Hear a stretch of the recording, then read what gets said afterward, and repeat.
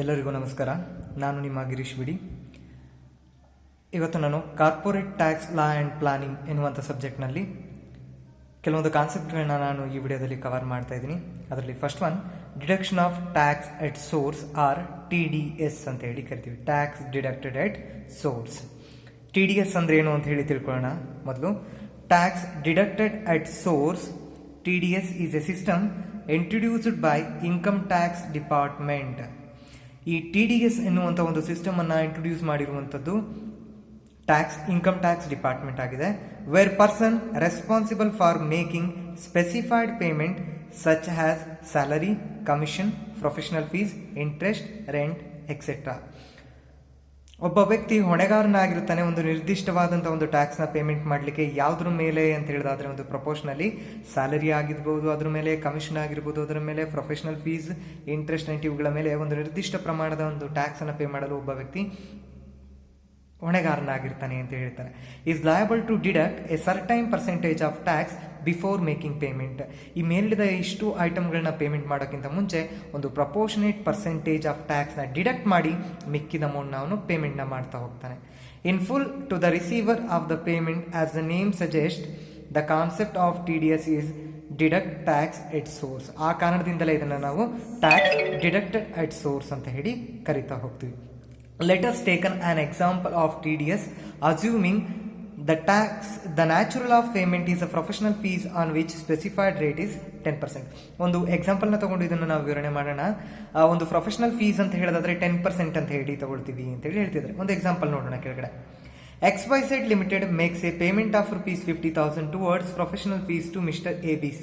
XYZ ಅನ್ನುವಂಥ ಒಂದು limited ಏನಿದೆ ಪೇಮೆಂಟ್ನ ಮಾಡುತ್ತೆ 50,000 ಯಾರಿಗೆ ಪ್ರೊಫೆಷನಲ್ ಫೀಸ್ ಅಂತ ಹೇಳಿ ABC ಲಿಮಿಟೆಡ್ ಅವರಿಗೆ ಪೇಮೆಂಟ್ನ ಮಾಡುತ್ತೆ. Then XYZ Limited shall deduct a tax of ₹5,000.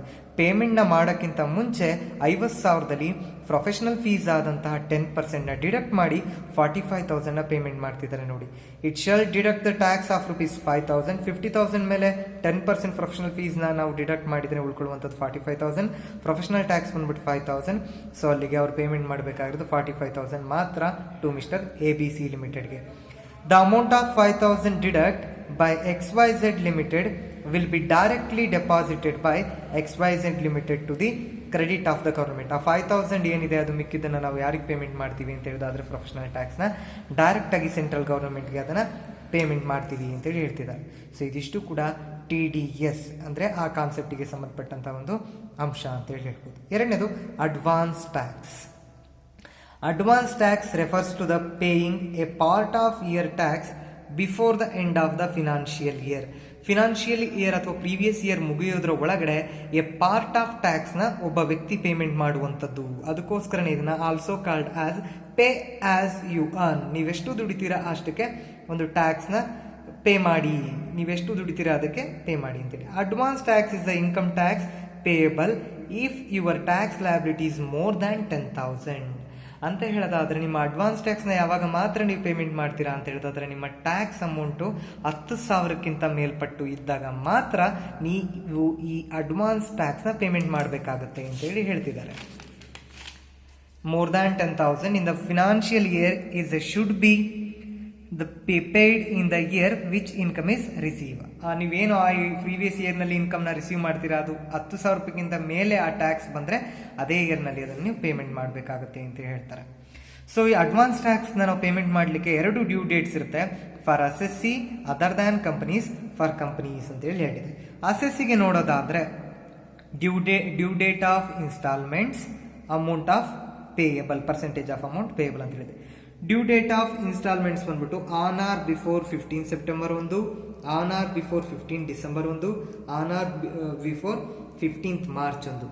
On or before 15 ಸೆಪ್ಟೆಂಬರ್ಗೆ ನಾಟ್ ಲೆಸ್ ದ್ಯಾನ್ 30%, 30%ಗಿಂತ ಕಡಿಮೆ ಆಗದ ರೀತಿ 30% ಅಷ್ಟು ಅಡ್ವಾನ್ಸ್ ಟ್ಯಾಕ್ಸ್ನ ಕೊಡಬೇಕಾಗುತ್ತೆ. ಆನ್ ಆರ್ ಬಿಫೋರ್ 15th ಡಿಸೆಂಬರ್ಗೆ ಅವರು 60%, ಫಸ್ಟ್ ಸ್ಟೇಜ್ 30%, ಎರಡನೇ ಸ್ಟೇಜಲ್ಲಿ 60%, last on or before 15th March 100% ಎಷ್ಟು ಇರುತ್ತೆ ಅಷ್ಟನ್ನು ಕೂಡ ಅವರು ಪೇ ಮಾಡಬೇಕಾಗುತ್ತೆ. ಇದು ಅಸೆಸ್ಸಿಗಳಿಗೆ.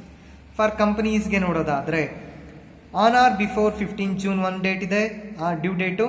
ಆನ್ ಆರ್ ಬಿಫೋರ್ 15 ಸೆಪ್ಟೆಂಬರ್ ಒಂದಿದೆ, ಆನ್ ಆರ್ ಬಿಫೋರ್ 15 ಡಿಸೆಂಬರ್ ಒಂದಿದೆ, on or before 15th March ಇದೆ. ಅಂದರೆ ಪ್ರತಿ 3 ತಿಂಗಳು ಒಂದೊಂದು ಕ್ವಾರ್ಟರ್ ಅಂತ ಹೇಳಿ ನಾವು ಟ್ರೀಟ್ ಮಾಡ್ತಾ ಹೋಗ್ತೀವಿ. April, May, June, July, August, September, October, November, December, ಜನವರಿ, ಫೆಬ್ರವರಿ, ಮಾರ್ಚ್ 4 ಇನ್ಸ್ಟಾಲ್ಮೆಂಟ್ಗಳಾಗಿ ಮಾಡಿಕೊಂಡು ರೇಟ್ಗಳು ಬಂದ್ಬಿಟ್ಟು ಜೂನ್ಗೆ 15%, ಸೆಪ್ಟೆಂಬರ್ಗೆ 45%, ಡಿಸೆಂಬರ್ಗೆ 75% ಆ್ಯಂಡ್ 15th ಮಾರ್ಚ್ಗೆ 100% ಅಷ್ಟು ಪೇಮೆಂಟ್ ಮಾಡಬೇಕಾಗುತ್ತೆ. ಇದಿಷ್ಟು ಕೂಡ ಅಡ್ವಾನ್ಸ್ ಟ್ಯಾಕ್ಸ್ಗೆ ಇರುವಂಥ ಡ್ಯೂ ಡೇಟ್ನ ಇನ್ಫಾರ್ಮೇಷನ್ ಆಗಿದೆ.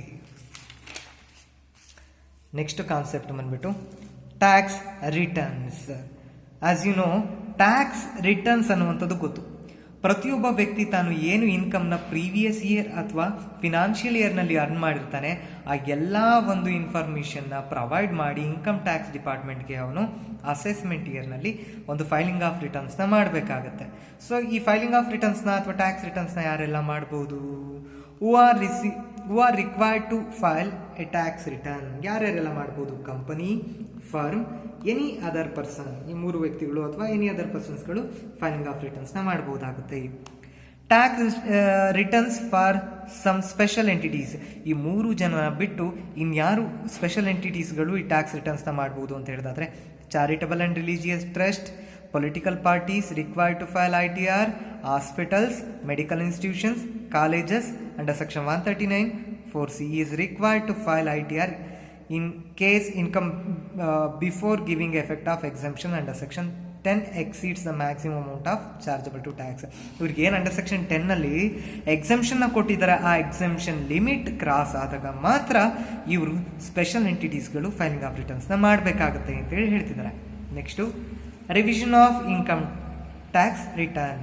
ಇವರು ಅದನ್ನು ರಿವಿಷನ್ ಮಾಡ್ಬೋದು ಅಥವಾ ಮಾಡಿಬಿಟ್ಟು ಅದನ್ನು ಸಲಿಕೆ ಮಾಡ್ಬೋದು ಅಂತ ಹೇಳಿದೆ. Up to assessment year 2017-18 revised return could have been filed up to 1 year from the end of the assessment year. Filing of return ಅಥವಾ ಒಂದು revision of income tax return ಯಾವಾಗೆಲ್ಲ ಮಾಡ್ಬೋದಿತ್ತು ಅಂತ ಹೇಳಿದಾದ್ರೆ 2017-18 ನಿಮ್ಮ ಅಸೆಸ್ಮೆಂಟ್ ಇಯರ್ ಎಂಡ್ ಆದ 1 ವರ್ಷದವರೆಗೂ ಕೂಡ ಅವ್ರು ಏನು ಮಾಡ್ಬೋದಾಗಿತ್ತು ಅಂತ ಹೇಳಿದಾದ್ರೆ ಮಾಡ್ಬೋದಾಗಿತ್ತು ಅಂತ ಹೇಳಿದೆ. But however from assessment year 2018-19 revised return can be filed at any time before the end of the assessment year. So assessment year end ಆಗೋದ್ರ ಒಳಗಡೆ ಅಥವಾ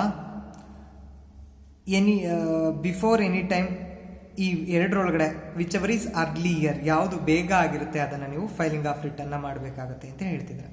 ಇದಿಷ್ಟು ಕೂಡ revision of income tax return. Next concept ಬಂದು tax appeals and revision. Tax appeals and revision procedure ಹೇಗಿರುತ್ತೆ? Appeal ಮಾಡ್ಕೊಳ್ಳುವಂಥದ್ದನ್ನು ಮೊರೆ ಹೋಗುವಂಥದ್ದು ಅಂತ ಹೇಳ್ತಾರೆ, ಅಥವಾ ಕೋರ್ಟಿಗೆ ಅಪೀಲ್ ಮಾಡುವಂಥದ್ದು ಇರ್ಬೋದು ಇನ್ಕಮ್ ಟ್ಯಾಕ್ಸ್ ಡಿಪಾರ್ಟ್ಮೆಂಟ್ಗೆ. ಪ್ರೊಸೀಜರ್ ನೀವು ಯಾವ ರೀತಿ ಅಪೀಲ್ನ ಮಾಡ್ಕೋಬೇಕು? Procedure for filing of appeal ಅಂತ ಹೇಳಿದ್ರೆ first one, form number 35 to be filed. Form number 35ನ ಅವರು ಫಿಲ್ ಮಾಡಬೇಕಾಗುತ್ತೆ. ಎರಡನೇದಾಗಿ document to be submitted, memorandum of association appeal, statement of facts, grounds of appeal, copy of order appealed against notice demand, ಇವುಗಳನ್ನ ಅಲ್ಲಿಗೆ ಸಲ್ಲಿಕೆ ಮಾಡಬೇಕಾಗುತ್ತೆ. Next copy of challan of payment of the prescribed fees. ಈ appeal ಮಾಡಲಿಕ್ಕೆ ಏನು government ಅಥವಾ income tax department prescribed ಫೀಸ್ನ ಮಾಡಿರುತ್ತೆ ಅದನ್ನು ಮಾಡಬೇಕಾಗುತ್ತೆ ಅಂತೇಳಿ ಹೇಳ್ತಿದ್ದಾರೆ. Next revision application under section 64 ಪ್ರಕಾರ ಮಾಡಬೇಕಾಗುತ್ತೆ. In case of any order to pass by authority subordinate of assessing officer. ಯಾವುದಾದ್ರೂ ಸಬಾರ್ಡಿನೇಟ್ ಆಫೀಸರ್ ಅವರು ಆರ್ಡ್ರ್ ಮಾಡಿ ನೀವು ರಿವಿಷನ್ ಅಪ್ಲಿಕೇಶನ್ ಮಾಡಬೇಕು ಅಂತ ಹೇಳಿದಾಗ ನೀವು ಅಂಡರ್ ಸೆಕ್ಷನ್ 264 ಪ್ರಕಾರ ಮಾಡಬೇಕಾಗುತ್ತೆ. ಮತ್ತು after revision of under section 263 revision under section 264 if not possible. 263 ಮತ್ತು 264 ಪ್ರಕಾರ ನಿಮ್ಮ ಕೈಲಿ ರಿವಿಷನ್ ಪಾಸಿಬಲ್ ಆಗಲಿಲ್ಲ ಅಂತ ಹೇಳೋದಾದರೆ ಅವೆವರ್ ಆಫ್ಟರ್ ರಿವಿಷನ್ ಆಫ್ 264 264 ಪ್ರಕಾರ ನೀವು ರಿವಿಷನ್ ಆಫ್ ಅಪ್ಲಿಕೇಶನ್ ಮಾಡಿದ್ಮೇಲೆ 260 ಪ್ರಕಾರ ಅದು ಪಾಸಿಬಲ್ ಆಗುತ್ತೆ ಅಂತೇಳಿ ಇನ್ಕಮ್ ಟ್ಯಾಕ್ಸ್ ಡಿಪಾರ್ಟ್ಮೆಂಟ್ ಹೇಳುತ್ತೆ. ನೆಕ್ಸ್ಟ್ ಅಪೀಲ್ಸ್ಗೂ ಕೂಡ ಕೆಲವೊಂದು ಡಾಕ್ಯುಮೆಂಟ್ಸ್ಗಳನ್ನ ನೀವು ಫೈಲ್ ಮಾಡಬೇಕಾಗುತ್ತೆ. ಫಾರ್ಮ್ ನಂಬರ್ 35 ರಿವಿಷನ್ಗಾದರೆ ಅಪೀಲ್ಗೆ form number 36 to be filed. Document same, grounds of appeals order against which appeared has been filed, copy of challan of payment of prescribed fees, ಏನು ಫೀಸ್ ಇರುತ್ತೆ ಅದನ್ನು ಪೇಮೆಂಟ್ ಆ ಒಂದು ಚಲನ ಹಾಕಬೇಕಾಗುತ್ತೆ. Appeal can be go through.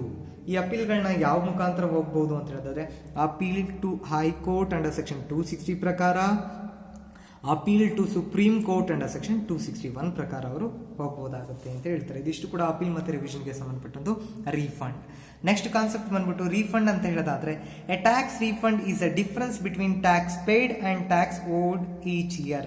ಅಂದ್ರೆ ನಾವೇನು tax pay ಮಾಡ್ತೀವಿ ಆಸ್ ಪರ್ ಗವರ್ನಮೆಂಟು ಆ ಟ್ಯಾಕ್ಸ್ ಏನಿರುತ್ತೆ ಆ ಎರಡರ ಡಿಫ್ರೆನ್ಸನ್ನೇ ನಾವು ರೀಫಂಡ್ ಅಂತ ಹೇಳಿ ಕರಿತೀವಿ. ನೀವು ಹೆಚ್ಚುವರಿಯಾಗಿ ಟ್ಯಾಕ್ಸ್ನ ಪೇಮೆಂಟ್ ಮಾಡಿದಾಗ ಗವರ್ನಮೆಂಟು ನೀವು ಒಂದು ರೀಫಂಡ್ ಅಪ್ಲಿಕೇಶನ್ ಹಾಕಿ ಆ ಮುಖಾಂತರ ನೀವು ನಿಮ್ಮ ಹೆಚ್ಚುವರಿ ಅಮೌಂಟ್ ಏನು ಟ್ಯಾಕ್ಸ್ ಪೇ ಮಾಡಿರ್ತೀರ ಅದನ್ನ ರೀಫಂಡ್ ಮಾಡ್ಕೋಬಹುದು ಅಂತ ಹೇಳ್ತಾರೆ.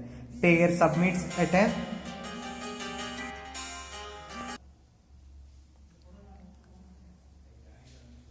to a tax return that calculated is or federal income tax owed. Typically tax refund occur because employee that too much withheld from their payments.